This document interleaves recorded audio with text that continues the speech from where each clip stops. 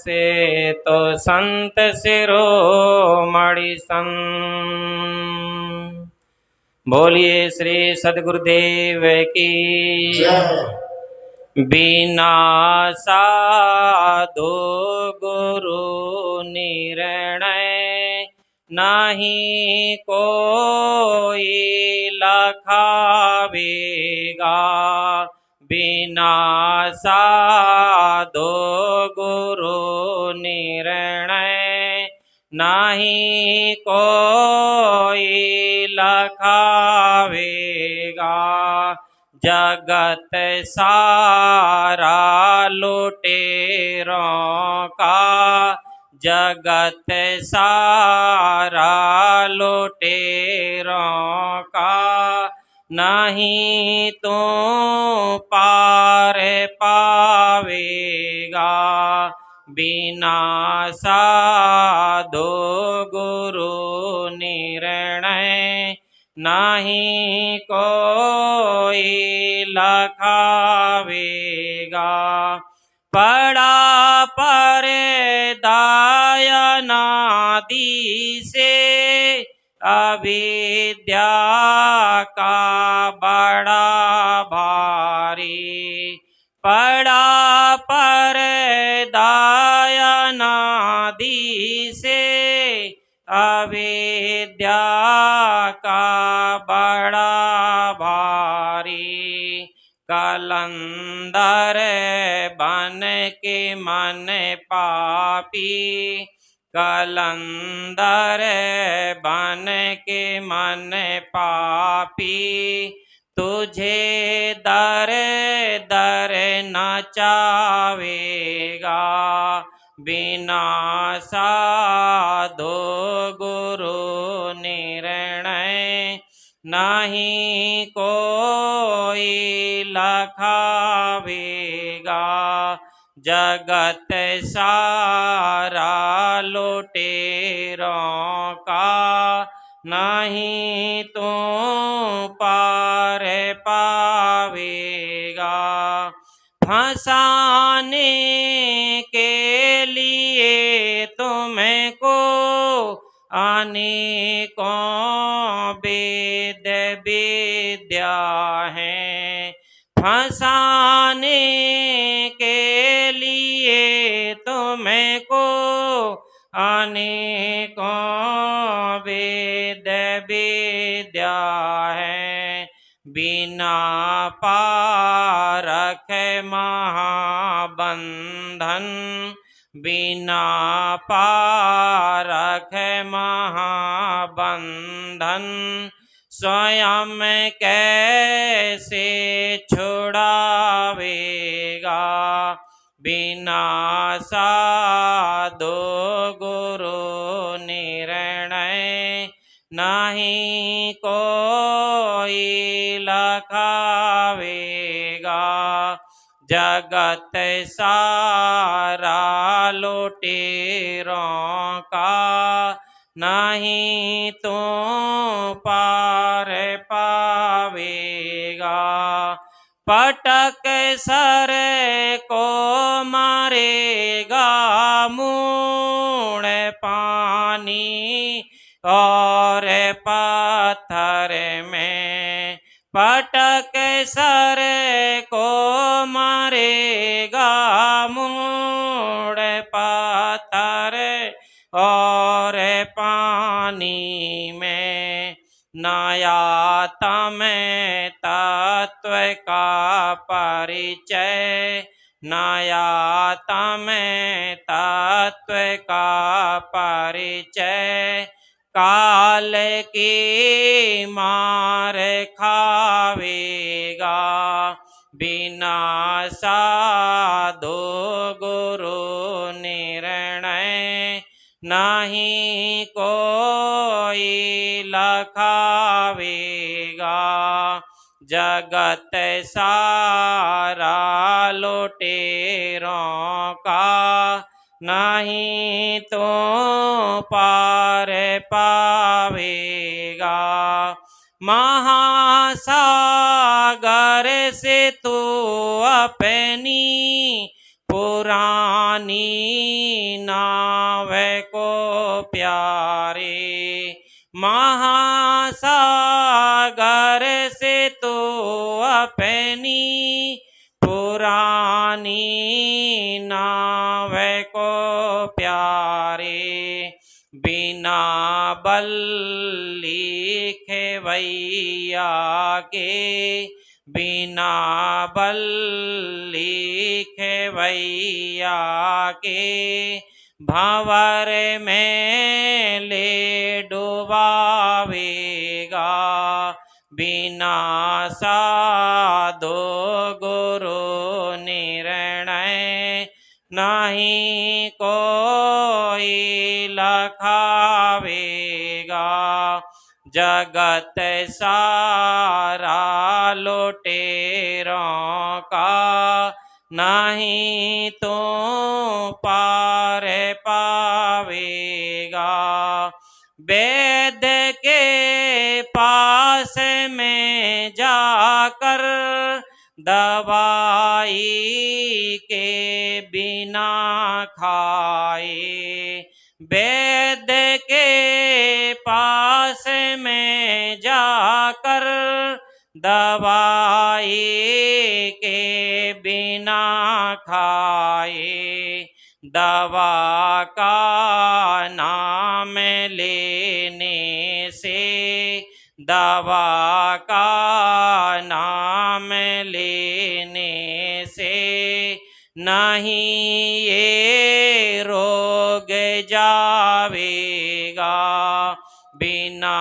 साधो गुरु निर्णय नहीं कोई लखावेगा, जगत सारा लुटेरों का नहीं तो पार पावेगा, अटल सिद्धांत पारख में ठहर जा हंस तो प्यारे, अटल सिद्धांत पारख में ठहर जा हंस तो प्यारे, परम आनंद अविनाशी, परम आनंद अविनाशी, अमर घर में रहावेगा, बिना साधो गुरु निर्णय नहीं कोई लखावेगा, जगत सारा लुटेरों का नहीं तो पार पावेगा। बोलिए श्री सद्गुरुदेव की जय।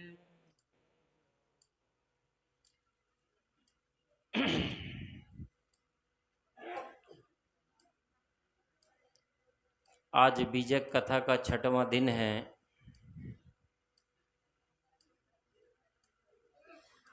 और बीजक का सबसे लास्ट 11वां प्रकरण है, साखी प्रकरण। साखी प्रकरण में संत सम्राट सदगुरु श्री कबीर साहिब जी ने 107 नंबर की साखी में कहा है कि मन सायर मनसा लहरी, बूढ़े बहुत अचेत, कहीं कबीर ते बाँची है जाके हृदय विवेक।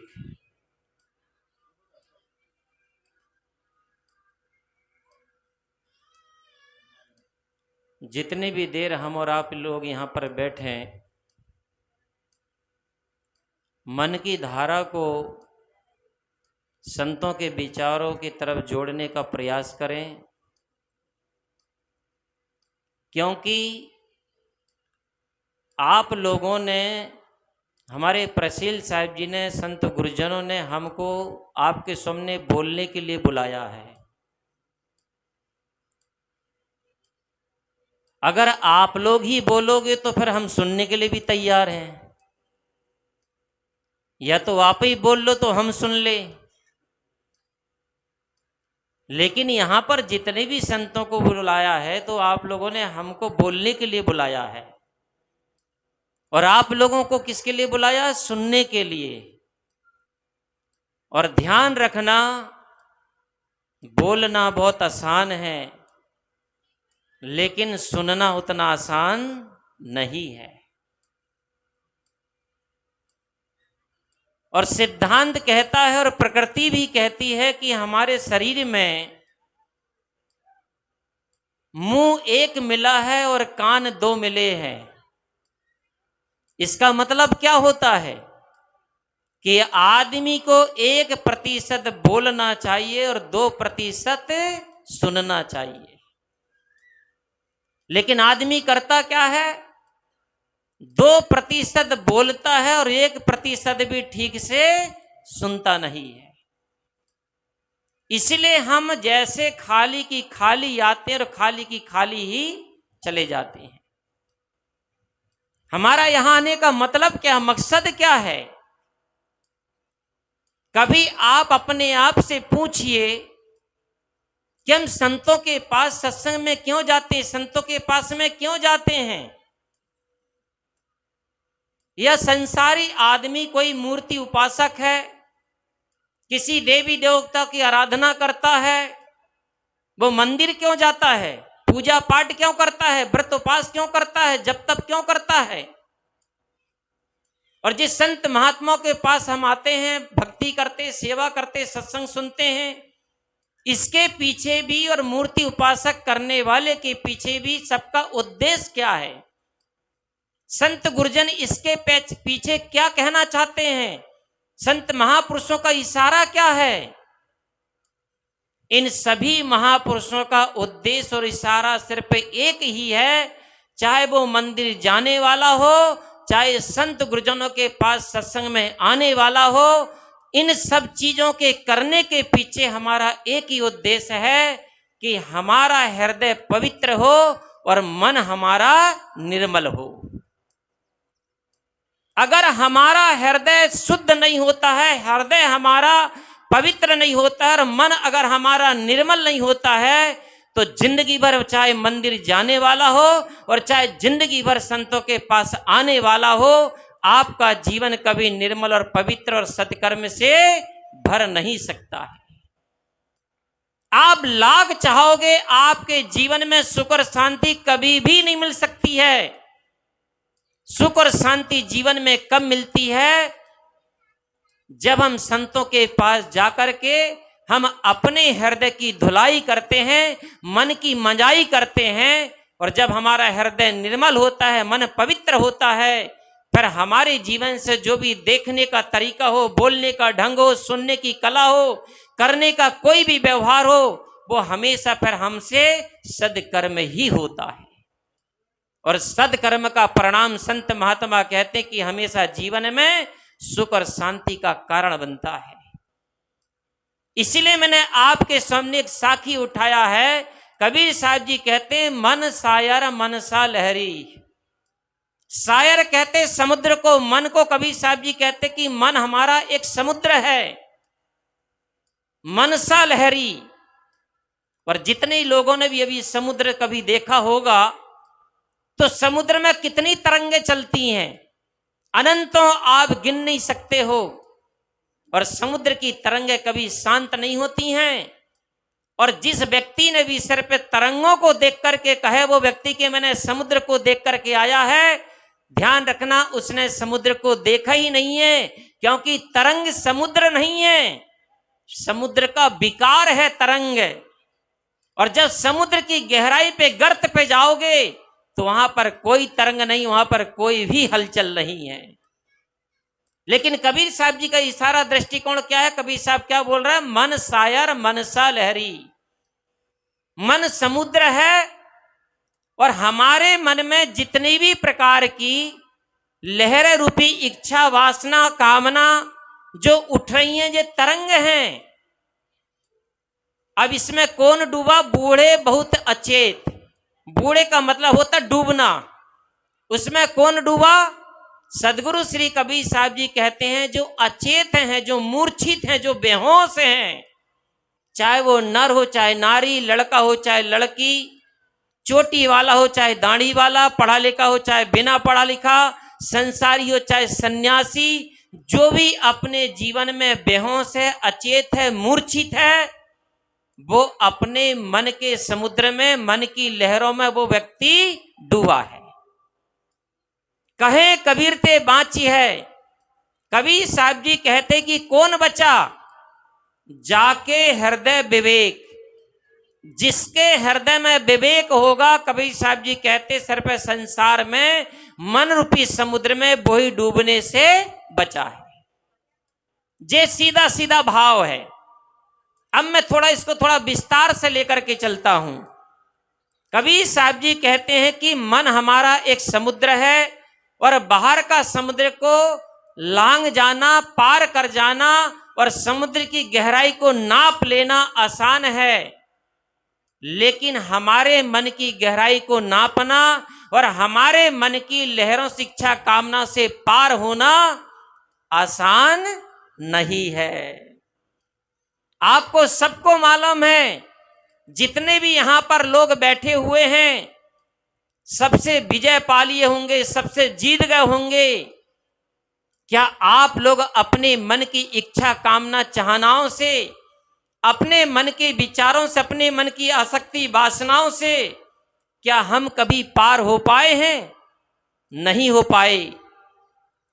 कभी आप एकांत में बैठ करके किसी व्यक्ति को कमरे में बंद कर दिया जाए और उसके पास में हाथ में एक डायरी और एक कलम दे दिया जाए और उससे कहा जाए कि ईमानदारी के साथ में 1 घंटा के भीतर में जो भी तुम्हारे मन में जो विचार आएंगे इस डायरी में नोट करते जाना है। वो व्यक्ति 1 घंटा के विचारों को डायरी में नोट करने के बाद भी वो व्यक्ति ना खुद पढ़ पाएगा और ना दूसरे को पढ़ा पाएगा। इतने गंदे विचार हमारे भीतर चला करते हैं, इतने गंदे विचार हमारे भीतर उठा करते हैं। क्यों? क्योंकि हमारा मन वासनाओं से, इच्छाओं से, कामनाओं से, आसक्ति से भरा हुआ है। और मन 3 प्रकार का होता है। पहला है मुर्दा मन, दूसरा है विकारी मन और तीसरा है शांत मन। विकारी मन किनका होता है? संसारियों का, जो संसार के विषय वासनाओं में, भोग विलासताओं में, मौज मस्ती में जिसका जीवन फंसा हुआ है, उस व्यक्ति का मन लाख कोशिश कर लेना, उसका मन कभी भी शांत नहीं हो सकता है, उसका मन कभी भी निर्मल और पवित्र नहीं हो सकता है, उसका मन हमेशा विकारों में ही फंसा रहेगा। और दूसरा है मुर्दा मन। मुर्दा मन किनका होता? आलसियों का, जो आलसियों के दादा हैं, कामचोर हैं, जो कहते हैं कि अजगर करे ना चाकरी, पंछी करे ना काम और दास मलुका यों कहें सबके दाता राम। कि जब राम ने जन्म दिया है, ऊपर वाले ने जन्म दिया है, तो वही पेट पालेगा, हम क्यों पुरुषार्थ करें, क्यों मेहनत करें? ऐसे आलसी लोगों का मन मुर्दा के समान होता है। वो जिंदगी में अपने लिए ना व्यवहार का क्षेत्र में वो कभी आगे बढ़ सकता है और ना परमार्थ के क्षेत्र में कभी आगे बढ़ सकता है। व्यवहार में भी वो अपने घर की जिम्मेदारी नहीं पूरी कर सकता है और परमार्थ में रास्ते में चल करके अपना जीवन का कल्याण भी, साधना भजन नहीं कर सकता है। लेकिन तीसरा होता शांत मन। शांत मन किसका होता है? जो संत गुरुजनों का होता है। संत महात्माओं को संत क्यों कहा जाता है? संत की परिभाषा क्या होता है? जिसकी संसार से इच्छा कामनाओं के तरफ से, संसार के विषय वासनाओं की तरफ से जिसका मन और इंद्रियां शांत हो गई, उन्हीं का नाम संत कहा जाता है। सिर पे कपड़ा पहनने से कोई ना संत हो जाता है, न तो मूड़ मुड़ा लेने से कोई संत होता है, न तो जटा बढ़ा लेने से कोई संत होता है, न कपड़ा पहनने से कोई साधु बन जाता, न घर छोड़ने से कोई साधु बन जाता है। जिसने अपने मन को साध लिया और मन को साधते साधते, अपनी इंद्रियों को साधते साधते जिसकी इच्छा कामनाएं खत्म हो गई, उसी का नाम साधु और उसी का नाम संत है। लेकिन आज के टाइम में मन के साधु कम हैं, कपड़ों के साधु ज्यादा हैं। क्योंकि इसमें बहुत सरल है। अगर आप लोगों का भी संसार में गुजारा ना चलता हो तो हमारी लाइन में आकर भर बैठ जाओ, बढ़िया चलेगा। क्यों? क्योंकि महापुरुष कहते हैं मूड़ मुड़ाए तीन गुण सिर की मिट गई खाज, और खाने को हलवा मिले लोग कहे महाराज। क्या दिक्कत है? बढ़िया चलता है दर धंधा। लेकिन ऐसे लोग किसी दूसरे को धोखा नहीं दे रहे हैं, अपने आप के जीवन को ही हम धोखा दे रहे हैं। आप समाज में लोकाचार की दृष्टि में आप दूसरे को धोखा दे सकते हो, लेकिन कर्म के जगत में, सत्य के जगत में तुम अपने आप को कभी धोखा नहीं दे सकते हो। ऐसा व्यक्ति का मन चाहे सन्यासी का भेष भी पहन लेगा, सन्यासी लाइन में भी आ जाएगा, लेकिन उसका मन हमेशा अशांत और परेशान ही रहेगा। इसलिए सदगुरु श्री कबीर साहब जी कहते हैं, जो सच्चे संत होते हैं, जिनका जीवन साधना से भरा होता है, जो साधना पूर्ण संत होते हैं, उनका मन हमेशा शांत होता है, उनके मन में कोई इच्छा कामनाएं नहीं होती हैं। और ऐसे संत समाज में ही ऐसे महापुरुष हमेशा सम्मान के योग्य हैं, पूजा के योग्य हैं। और इसीलिए कबीर साहब ने कहा है, तब लग जोगी जगत गुरु। जोगी जगत का गुरु कब तक होता मेरे भाइयों? जब लग रहे निराश। किधर से निराश? संसार की इच्छा कामनाओं की तरफ से जब तक जोगी निराश रहता है, तब तक वो समाज में, पूरे संसार में पूजा के योग्य होता है, सम्मान का अधिकारी होता है। तब लग जोगी जगत गुरु, जब लग रहे निराश। और जब आशा मन में जगी तो जग गुरु जोगी दास। और जैसे जोगी के अंदर में इच्छा कामना जगी, संसार के प्राणी पदार्थों की इच्छा कामना जगी, फिर वो जोगी क्या होता है? संसार का दास हो जाता है।